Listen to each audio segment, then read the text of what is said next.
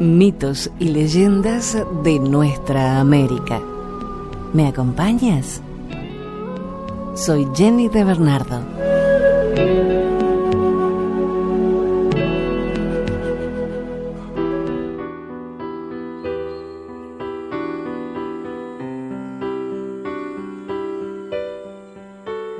El regalo del Gran Espíritu, una leyenda iroquesa. Cuentan que hace muchos inviernos, en un pequeño poblado iroqués, apareció un día un anciano vestido con harapos. Parecía cansado. Entró en el pueblo y miró la puerta de cada casa. Sobre las puertas podían verse los emblemas de los clanes de sus ocupantes. El anciano se dirigió a una choza que tenía por emblema la figura de la tortuga. Llamó a la puerta, pidió comida y alojamiento por esa noche, pero la mujer que salió le dijo que se fuera. Dirigió entonces sus pasos a la casa que tenía al pato por emblema sobre la puerta. Cuando pidió comida, le contestaron que se marchara. Entonces recorrió las casas que pertenecían a los clanes del lobo, de la nutria y del ciervo, de la anguila, la garza y el águila. Y en cada una de ellas le trataron con desprecio y lo echaron. Al fin, cansado y abatido, el anciano llegó al final del pueblo. Allí vio una pequeña cabaña y colgando sobre la puerta la cabeza de un oso negro. Era la casa del clan del oso. Una mujer también anciana salió de la casa y al verle tan cansado, preguntó al extraño si quería descansar en su humilde morada y compartir con ella el poco alimento que le quedaba. Él aceptó. Extendió una mullida piel de ciervo sobre un camastro y le preguntó si quería reposar allí su cansado cuerpo. Al día siguiente, el anciano enfermó con una fiebre muy alta. Le pidió a la mujer que fuera al bosque y le consiguiera cierta clase de planta. La instruyó sobre la manera de preparar dicha planta para hacer con ella la medicina que necesitaba. Una vez tomada la medicina, el anciano se recuperó. Sin embargo, aquel hombre volvió a caer enfermo en días sucesivos y cada vez con distintas enfermedades, y para cada enfermedad enviaba a la anciana al bosque a recolectar diferentes clases de hierbas. Y cada vez que regresaba con las hierbas, el anciano le daba instrucciones sobre su preparación y le indicaba cómo hacer con ellas las medicinas que cada una de sus enfermedades precisaba. Y siempre, tras tomar la medicina, sanaba. Un día que la anciana trabajaba fuera de la casa, vio que ésta despedía una gran luz. Se fijó más y vio a un apuesto joven de pie ante la puerta de su choza de madera. Su cara brillaba como el sol. El corazón se le llenó de miedo al pensar que quien estaba ante ella era un espíritu. Pero el joven replicó: «No tengas miedo, buena mujer, soy tu creador. He vuelto a la casa de los iroqueses bajo la forma de un anciano. He vagabundeado de casa en casa pidiendo comida y abrigo. Se lo pedí al clan de la tortuga, al del pato, al del lobo, al clan de la nutria, al del ciervo, al de la anguila y al de la garza. Se lo pedí también al clan del águila, pero en todas partes me rechazaron. Solo tú, el clan del oso, me abrigaste y me alimentaste. Por esta razón, te he enseñado los remedios para curar enfermedades. Muchas veces caí enfermo. Muchas veces te envié al bosque a coger hierbas. Te enseñé a extraer la medicina de ellas. Cada vez que tomaba esas medicinas, sanaba. Por ello, desde este día, todos los médicos y curanderos pertenecerán al clan del oso. Los miembros de tu clan serán los eternos guardianes de la medicina por los tiempos de los tiempos.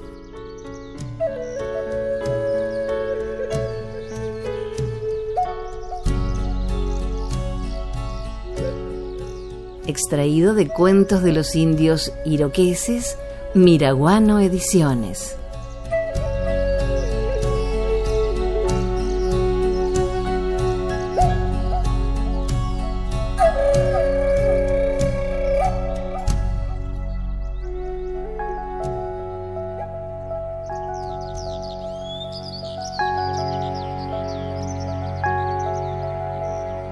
Ipacaá, el guardián de la yerba mate.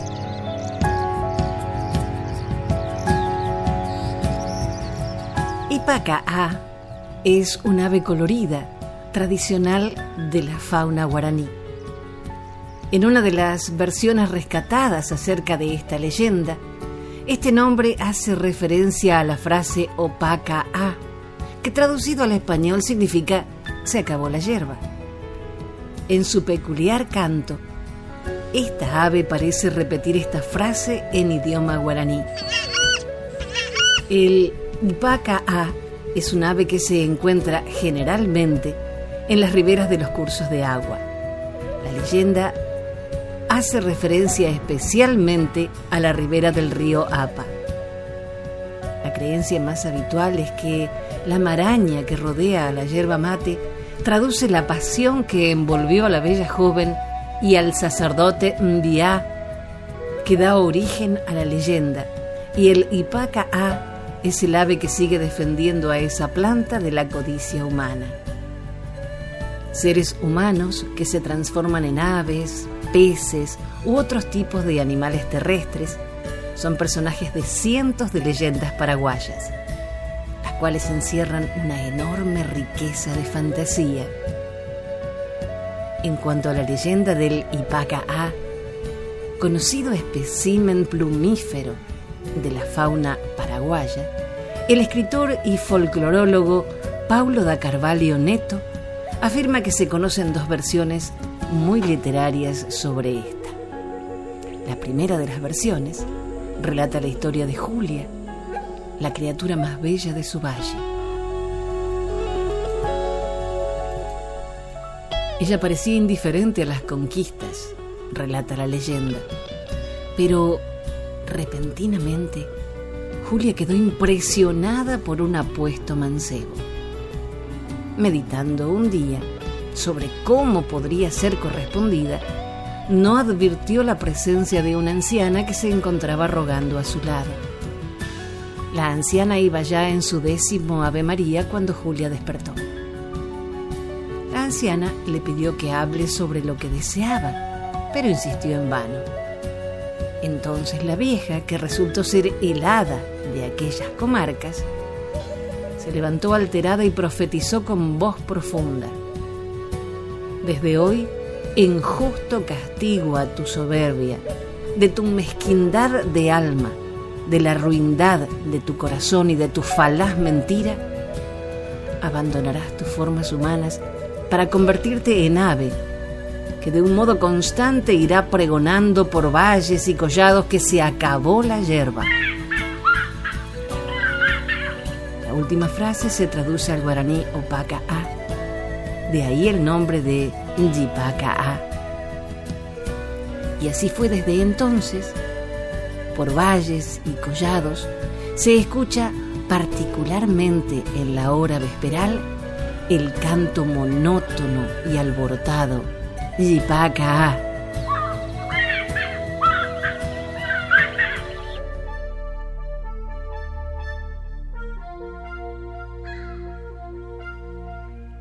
La otra versión también cuenta la historia de una bella mujer, Caá, quien vivía en la ribera del Apa en compañía de un pájaro. Descansando un día, Kaa escuchó al pájaro tratando de avisarle que alguien la estaba observando. Ella no pudo descubrir quién era, pero al regresar a casa se cruzó con un hermoso joven. El pájaro granó nuevamente para avisar que fue él quien la había estado mirando. Kaa no pudo dormir bien esa noche y despertó en la mañana escuchando a aquel joven conversando con su padre. El joven era un sacerdote Mbiá que andaba buscando piedras preciosas. El corazón de Kaa se oprimió, ya que ella sabía que los sacerdotes Mbiá no se casaban fuera de su grupo, pero igual lo persiguió y le confesó su pasión. Cantó y danzó para él. El joven sacerdote vaciló ante sus principios y corrió hacia los brazos de ella, y Kaa lo tentó aún más. En medio de esta lucha íntima, él empuñó el itamará que tenía en la cintura y la mató. El pájaro que acompañaba a Kaa lo invistió repitiendo Yipá Kaa. Años después, el sacerdote volvió al lugar y fue embestido nuevamente por el pájaro. En el mismo sitio descubrió una planta nueva, de un fuerte aroma y flores rojas. La masticó y luego empezó a tener visiones. Le brotó sangre de la boca y finalmente murió.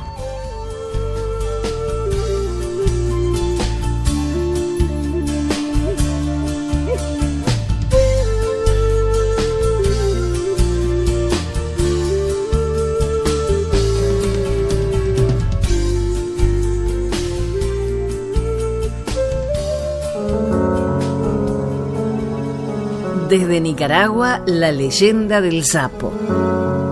Había una vez una fiesta que los ángeles iban a hacer en el cielo, pero para poder ser invitados, los animales debían participar primero en una competencia de canto entre todos ellos, y los que ganaran la competencia podrían asistir a la fiesta. Y empezó la competencia. Solo quedaban entre los mejores cantantes las aves y los pájaros, y entre los animales terrestres solamente quedó el sapo. Pero él estaba preocupado porque no podía volar. ¿Cómo llegaría al cielo? El sapo hizo amistad con la lora, que era uno de los ganadores, y le propuso: mire, hagamos una cosa. Todos los que ganamos el concurso estamos invitados para ir a la fiesta de los ángeles y disfrutar de esa alegría. Pero yo no tengo alas. Usted sí tiene y me puede ayudar. Si nos toca cantar, hacemos un dúo. Entre los dos lo haremos mejor, ya que de todos los pájaros, usted cantó mejor y es el más valiente. La lora le dijo: yo acepto, pero cuidado. Estando en el cielo, usted me falla y me las va a pagar caro. Bueno, para no cansarlos con el cuento, llegó el día del viaje al cielo. Se alistaron y el sapo llegó donde la lora, bien vestido de saco y corbata. Y la lora sin nada, porque ya se miraba bonita con sus plumas. Entonces el sapo se montó encima de la lora, quien le dijo: agárrese bien, si usted se suelta, yo no respondo. La lora alzó vuelo hacia el cielo. Una gran cantidad de pájaros la acompañó, y del grupo de animales terrestres solo viajó el sapo. Ninguno de los pájaros sabía que iba con la lora. Pensaron que el sapo, como no tenía alas, se había quedado. Cuando ya estaban en la fiesta en el cielo, uno de los pájaros queda viendo al sapo y le dice: ¿y cómo hizo para llegar al cielo si usted no tiene alas? El sapo rápidamente respondió: ¿pero usted acaso no sabe que yo brinco? Ustedes vuelan y yo brinco. La lora estaba escuchando. Se acercó y le dijo: bueno, si este sapo no se acuerda quién lo trajo, ya me falló con una mentira y en el cielo nadie puede mentir. Así que al regreso bajará a la tierra de un brinco. De esa manera, cuando terminó la fiesta, todos los pájaros regresaron a la tierra volando, y al sapo realmente le tocó brincar esta vez. Por eso quedó todo chato al caer aplastado. Por suerte, no se murió.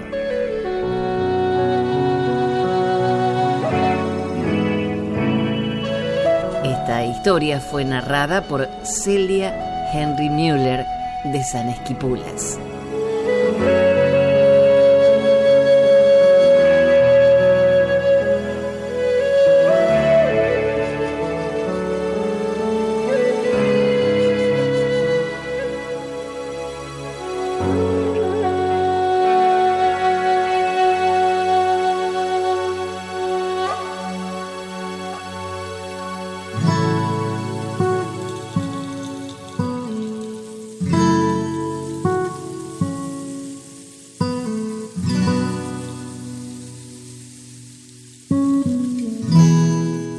Leyenda sobre el origen del Cerro Uritorco.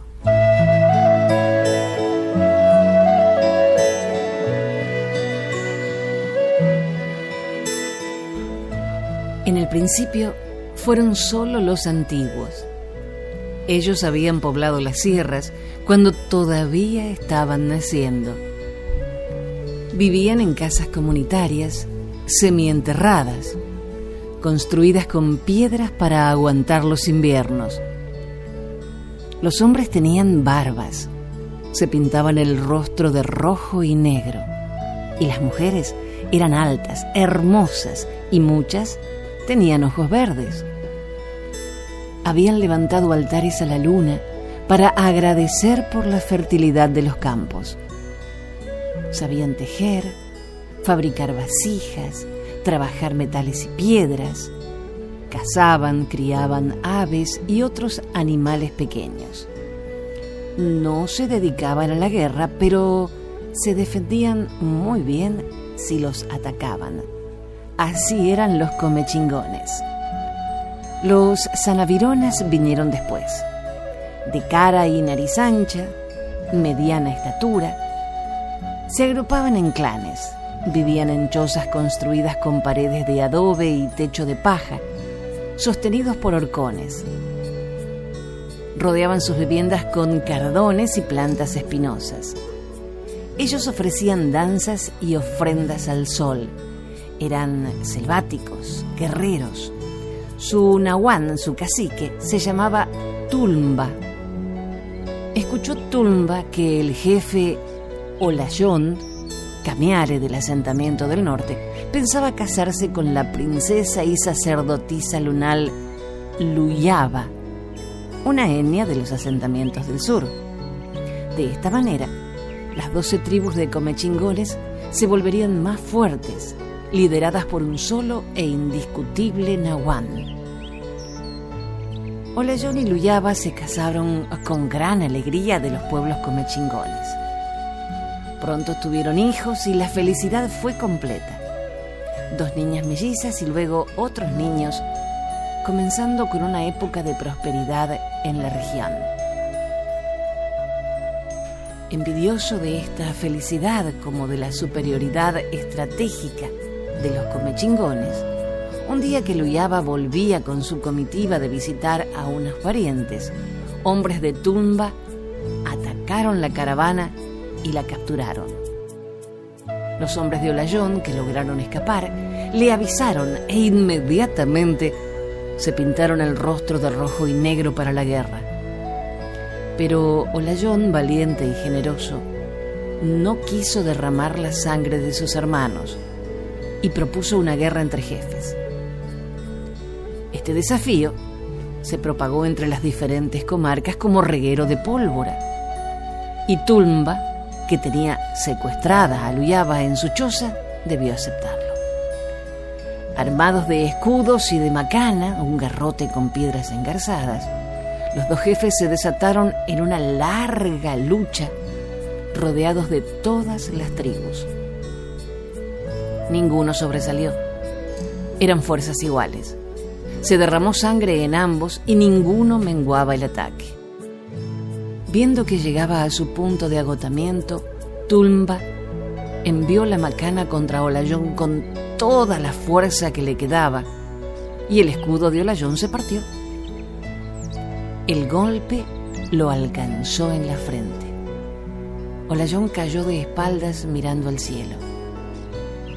La muerte fue instantánea y estremeció la tierra y a todos los que la pisaban. Tulmba, viéndose vencedor luego de temer ser vencido, volvió a la choza donde tenía a Luyaba y quiso poseerla a la fuerza para asegurar su poderío sobre las distintas tribus. Luyaba se resistió implorando ayuda a la luna. El nahuán en su soberbia se rió de ella y forcejeó para conseguir su propósito. Pero mientras luchaba, la mujer se deshizo en agua y manó hasta ser una fuerza incontenible que lo arrastró hasta ahogarlo. Calabalumba llamaron a ese río cristalino en los pliegues de un cerro que se elevó allí mismo, el Uritorco, cuya silueta recuerda al guerrero caído de cara al cielo con la frente destrozada. Es un hilo de plata que llora sin consuelo por el destino de las tribus, de las que no quedó más que una docena de palabras. Extraído de Orígenes, Leyendas Argentinas, Ministerio de Ciencia, Tecnología e Innovación Productiva.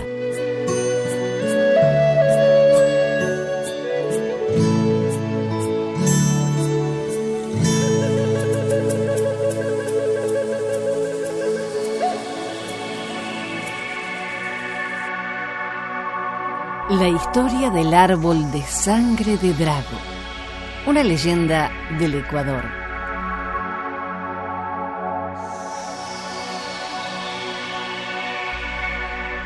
Retrocediendo en el tiempo, llegamos hasta una hermosa y apartada región de la Amazonía, donde vive asentada una tranquila y próspera comunidad indígena, regida por un anciano y sabio curaca, un jefe, que tenía una bellísima hija llamada Sani. Todo el mundo al verla le expresaba su admiración y cariño, pero a Sani no le importaba nada el sentimiento de las personas y nunca se la veía feliz. Porque Sani jamás se enternecía por nada, ni sentía amor por nadie. Por eso la conocían en toda esa región con el apelativo de la que nunca llora.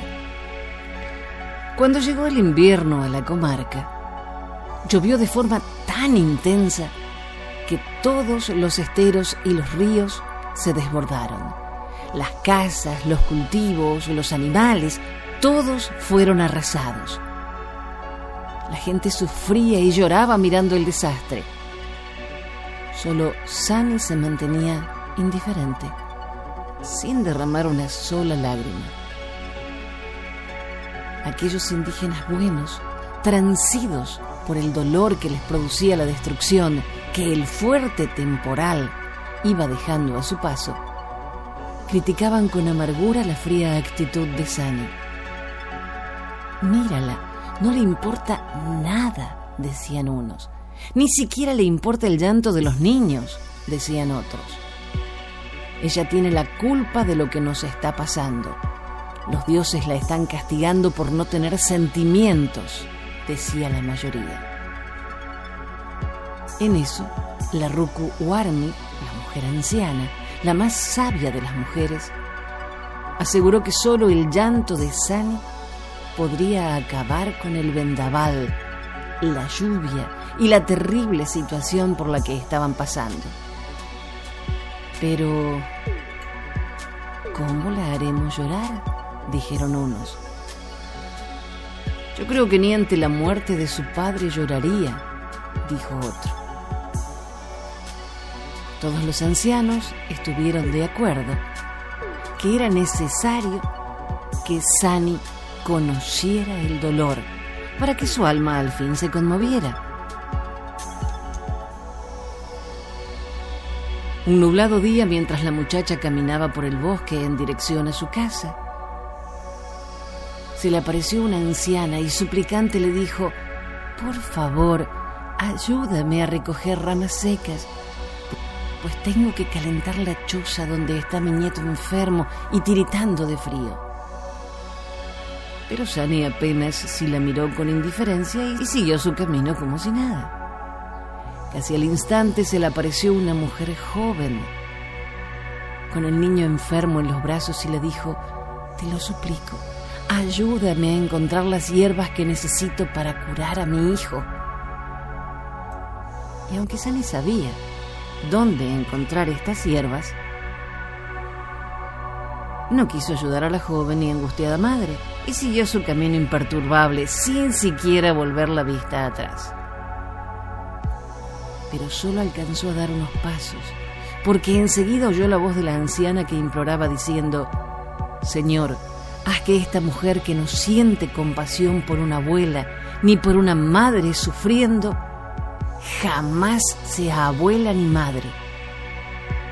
Haz que esta mujer que tanto daño nos ha causado por no llorar, desde hoy viva haciendo el bien a los demás con su llanto». Sani, al escuchar las palabras de la anciana, se quedó paralizada de terror y sintió como su cuerpo empezaba a sufrir extrañas transformaciones. Vio como sus pies se hundían en la tierra y les empezaban a crecer raíces. Su cuerpo comenzó a endurecer y a cubrirse de corteza como un tronco. Sus cabellos crecieron y, engrosándose, se expandieron como las ramas de un árbol. Al finalizar la extraña metamorfosis, Sani se había convertido en el árbol de sangre de Drago. Desde entonces, la selva se pobló de esta nueva especie medicinal, el árbol de sangre de Drago, al que hay que hacerle sentir dolor cortándole la corteza para que llore por la herida y beneficie a las personas con sus lágrimas. Lágrimas buenas para curar heridas, quemaduras, úlceras. De esta manera, el alma de Sani, atrapada en el árbol, ayuda a mitigar el dolor de los demás.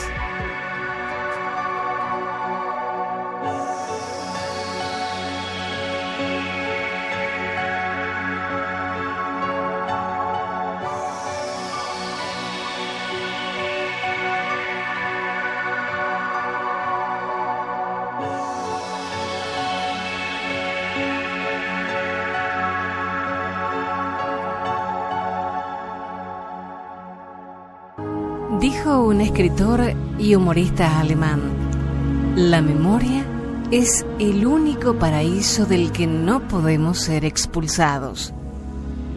Recordemos entonces estas tradiciones de nuestra tierra para no olvidar nuestras raíces y seguir construyendo nuestros castillos. Gracias por la compañía. Soy Jenny de Bernardo.